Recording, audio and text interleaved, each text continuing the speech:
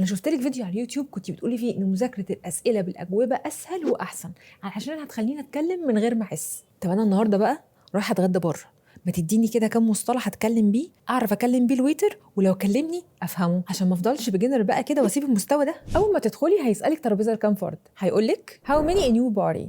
how many in your party. وبارتي هنا باي ذا واي معناها مجموعه مش حفله ولا حاجه. طب لو عايز ترابيزه ليا لوحدي، في الحاله دي بقى انت ممكن تقولي له a table for one. a table for one. وساعتها هيرحب بيكي ويسالك طب تحبي تشربي حاجه. your waiter will be Alfredo.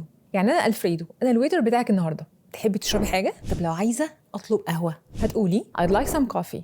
I'd like some coffee. وممكن تغيري كوفي وتحطي المشروب اللي انت عايزاه ايا كان ايه هو. طب لو عايزه اشوف المنيو هتقولي could I see a menu please. could I see a menu please. طب افرضي ان انا مش مقرره وعايزه اعرف هم عندهم ايه فريش النهارده. اوكي هنا بقى تعالي اقول لك what's good today.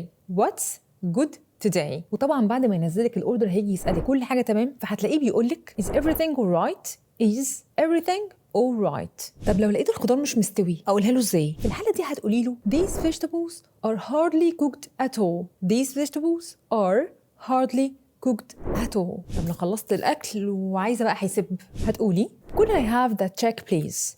could I have that check please. ولو حبيتي تسيبي له الباقي هتقولي له keep that change.